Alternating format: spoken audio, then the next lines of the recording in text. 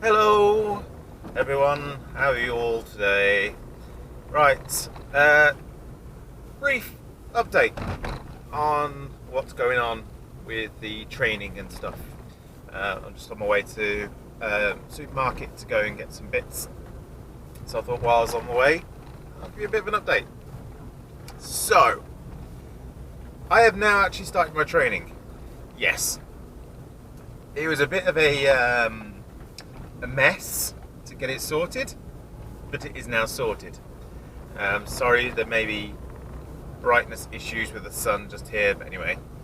Right, what happened was the day that I did, or day before, I did my last short. I had a phone call from my work coach saying that the training firm has been found and the department that needed to sign stuff off has signed off that stuff and approved the funding.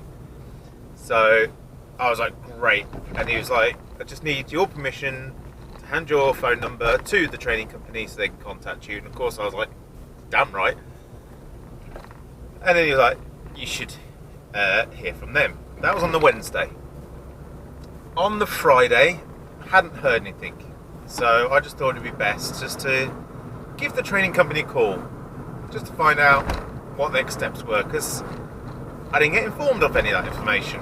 I didn't know if there was some steps they've got to go through before they contact me or what, so I thought I'd just call them. Got through to the person who deals with DWP payments, to be told that he was missing paperwork and had no idea who I was, and unless I had the PO details and things like that, he's got no way to give me any information.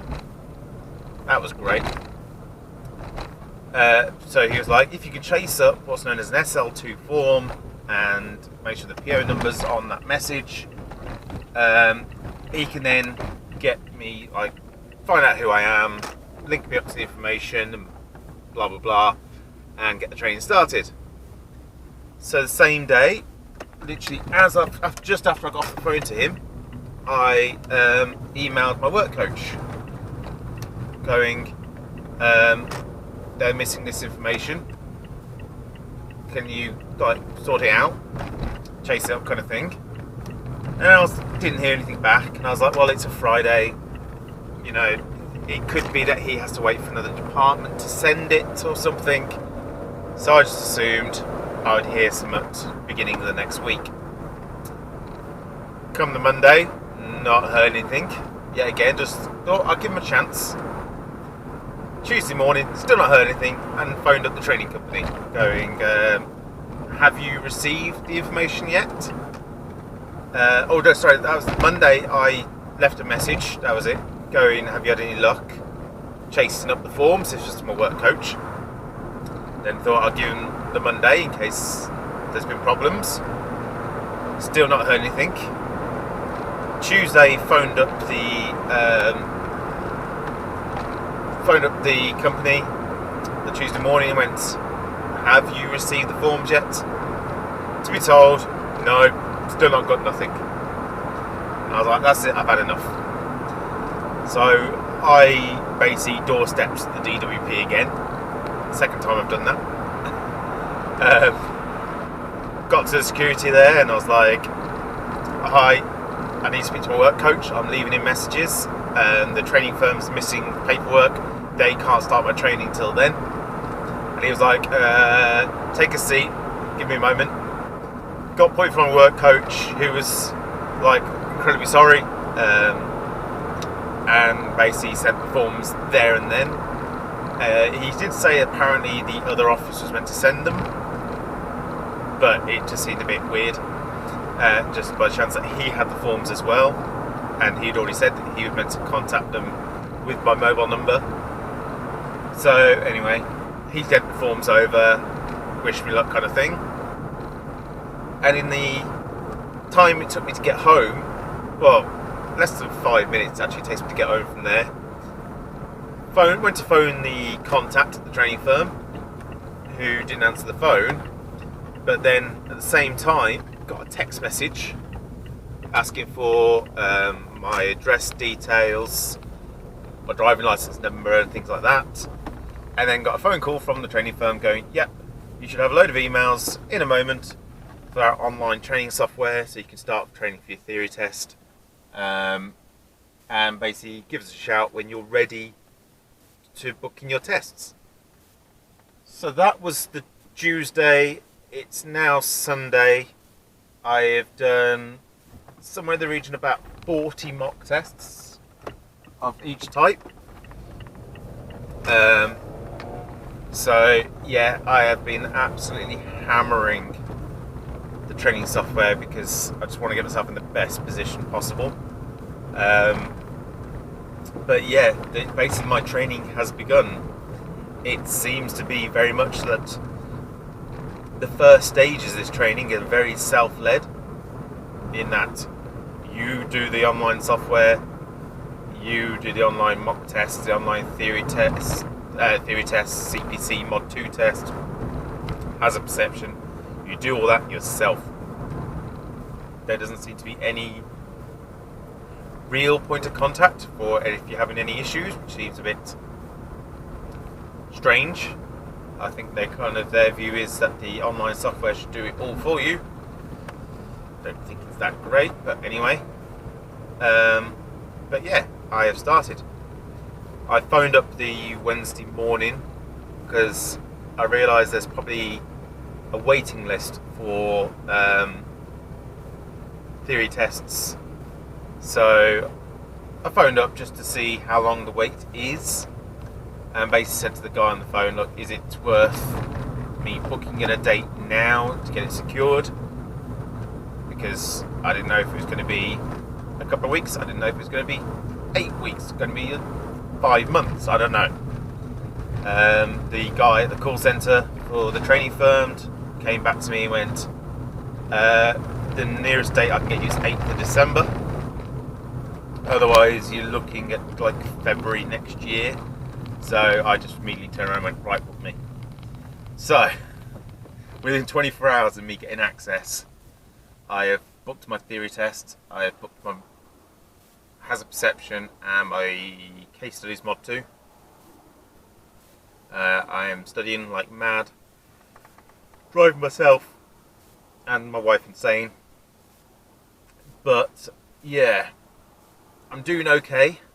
The theory tests, I'm averaging, I'd say, about 90%, which a pass is 80. That's a good start. Hazard perception, I've got a problem with hazard perception in that I'm clicking too fast. I am trying to use what's known as the double click technique.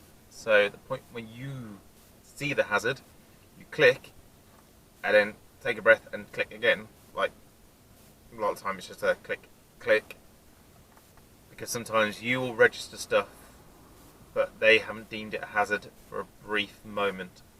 So the double clicks kind of to try and guarantee you get it. There's been a few occasions where yeah, I've clicked too soon, even on the double click, and then I've waited for it to progress a bit more and then click again to then it turn around and go, you've actually got 3 points instead of 5 points. So it's deemed as a fail pretty much. I'm getting better at it.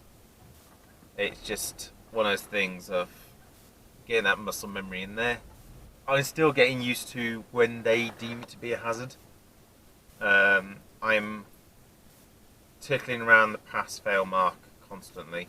There's a couple of times where I've got almost perfect, but normally I'm within like a few percent up and down of a pass. The one that is killing me though is case studies. Oh my god. The amount of stuff you have to learn is ridiculous. From different vehicle weights, having different speeds, which is part of the theory test as well, admittedly.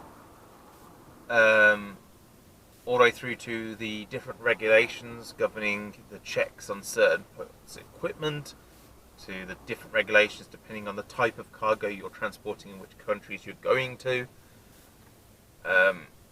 which type of operator's licenses, whether it's an overhang. Does the overhang just need marker boards? Does the overhang need police escort? Does the overhang need to be notified to the police?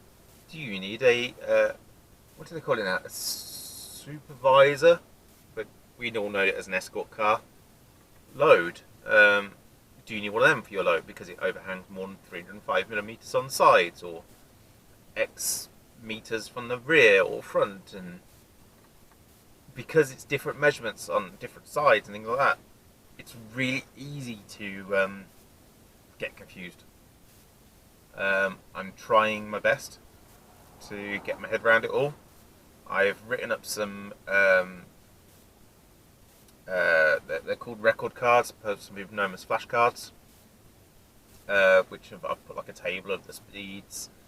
I've done like a card that has the key pointers of when something's an STGO category 1 and one category 2 and category 3. I've done one for your basic overhang stuff, your vehicle dimensions, things like that. Got to wait and see.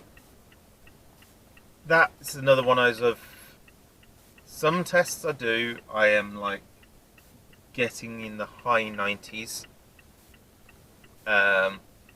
Vast majority I'm passing by like a couple of percent, like literally one question wrong and I would have failed. But then there's a large chunk that sometimes the odd test I get where I will fail it miserably, like a massive amount. But that's all part and parcel of learning. It's the way it works, unfortunately.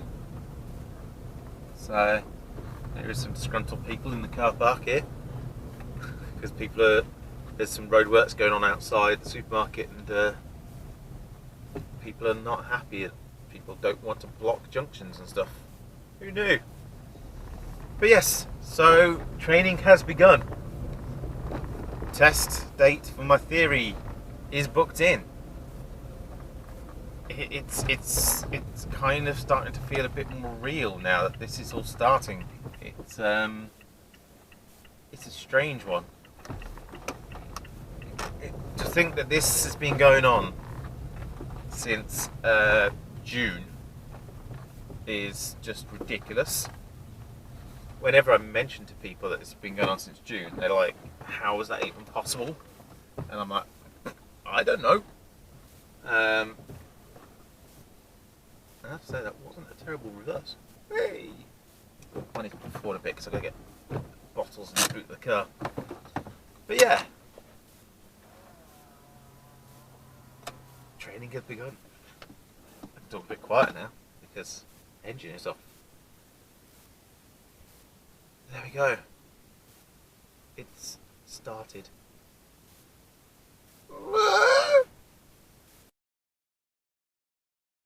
Right, time to head home so I can offload this stuff and watch the race. But yes, where was I? Training, yes. So training has begun. It feels weird. It feels like it's potentially going to become a thing now and not just a hope that I was having, which is what was going on before, because it was taking so long. I was starting to get doubts and it was starting to mess with my mind massively. But now the funding has been secured, the training has begun, even if it is remote training all by myself, but anyway, training has begun. It's becoming very real that I may get my license and become a truck driver. Wait for the bumps. There we go. Quite frustrating the roadworks here. And delay me. So yeah, test, as I was saying, is the 8th of December. Fingers crossed, all being well, I pass first time the theories. After that then it is I believe what happens then is that I get my practical test booked in, and dependent on the date of my practical test to be when I start my practical training. Because what they like to do is it runs for 5 days. First 3 days are training, 4th day mock, 5th day test. As far as I'm aware, that's how it works. So yeah, it's just going to be down to getting all that out of the way. I am trying to see if the right term. I was going to say quietly confident, but more quietly hopeful that when it comes to the actual practical side, that through videos I've watched and like playing Euro Truck and things like that, a lot of it might just come semi-natural to me. I've got experience driving larger vehicles. I mean, obviously nowhere near, not even 7.5 ton. Like, I'm talking about long wheelbase vans. I've got a little bit of experience driving them because I did my old job. So the concept in my mind of blind spots isn't a new thing. And like having to allow extra time for myself to take a corner, give myself a wider berth into a turn, things like that. Obviously, when it comes to most training firms I think use an 18 tonner. That's a whole different kettle of fish in the way it handles itself and the way it's the turning circle and things like that. I'm hoping that it's one of those things that will just come sort of semi-natural to me, but I won't know until I get out in the vehicle, to be honest. But yeah, if rule of thumb, say it takes an extra 4 weeks on top, because at the moment I'm 17 days out, because today's the 21st of November, test is the 8th of December, so I am 17 days out from my theory. Say then it takes possibly another 4 weeks on top of that to get my practical booked in, because we're literally just about to hit Christmas. Which is one of the other reasons why I was like, I'll get my theory booked in as soon as I can. If that is the case, like say 4 or 5 weeks, then looking at realistically mid to tail end of January, if all goes well, if I pass first time, things like that. Mid to tail end of January, by that time I should have hopefully had my test, hopefully passed, and hopefully have my tacho through and my CPC card and stuff like that. There's a chance that it could take longer because DVLA and DVLA reasons, but I can be hopeful. By then, there is so many firms screaming for drivers, and I've got a few contacts that I've built up whilst I've been going through this process and doing research and things like that. So by February, I could be driving full time. Fingers crossed. Worst case, if I can't just get into a firm, then I'll go to, say, per temps and just become an agency driver for a while, which a lot of people say is a good way of doing it. A, you build experience. B, you don't have to deal with the snobbery from firms that you're a new driver. And C, you get to experience different aspects of logistics, whether it be bulk haulage, general haulage.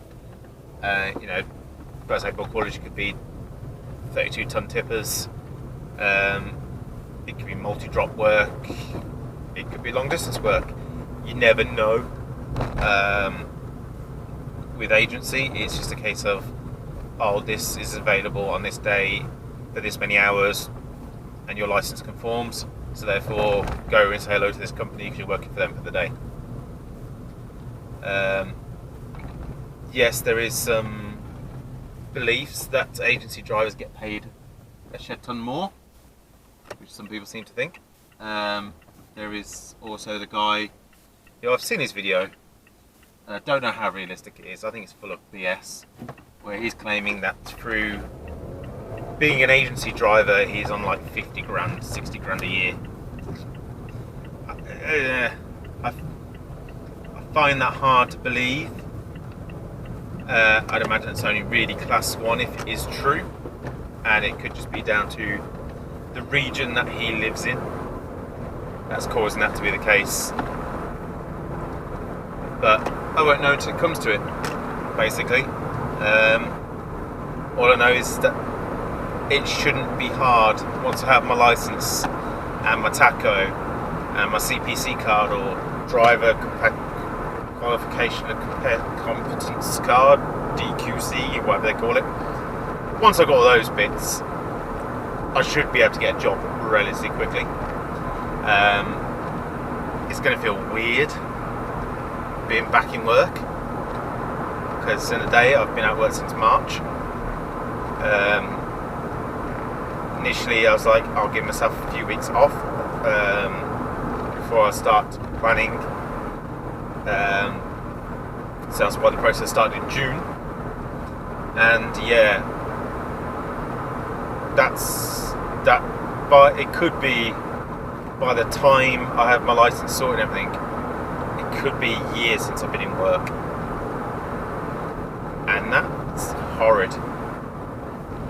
A year on universal credit, it's not pleasant.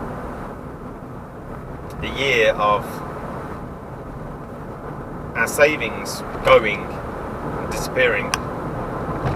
Granted, that's kind of what lots of times savings are there for, is the get out of jail card when there's a problem that's unforeseen. But admittedly, I am crap with saving. It's all down to my wife. She's mad about it. She loves her saving goals, saving challenges and things like that. It's down to her basically that we've kept going because of her obsession with saving. But it's still not been nice having to burn through it all to keep us going while we've been waiting. I get the sense that if it wasn't necessarily COVID times and there wasn't the issues that there was with the DVLA, this may have took what I've been advised in the past, that it can take about 6 months from first contact to having your license, whereas it's taken me the best part of 9 months or 8 months just to start my training. Granted, because of my eye clinic appointment, there was a delay added while they had to contact my doctor. But it still feels like there was an extra delay that shouldn't have been there. But yeah. Anyway, I'm droning on. I don't know how well you've been able to hear me. I've been trying my best. This is a noisy car at the best of times. It's not the most soundproof car in the world. But yeah, if it all goes well and I end up being a truck driver and I'm allowed to and decide to do some vlogging while I'm working, then that'll be something I will approach in the future, is sorting out audio. But in the meantime, this is kind of the best I've got. It's literally it's called a Savvy, S-A-V-F-Y. It's a fake GoPro, a Chinese special. That's I'm just sticking in my phone holder in my car. So that is where all the audio and everything is coming from, and it's probably crap.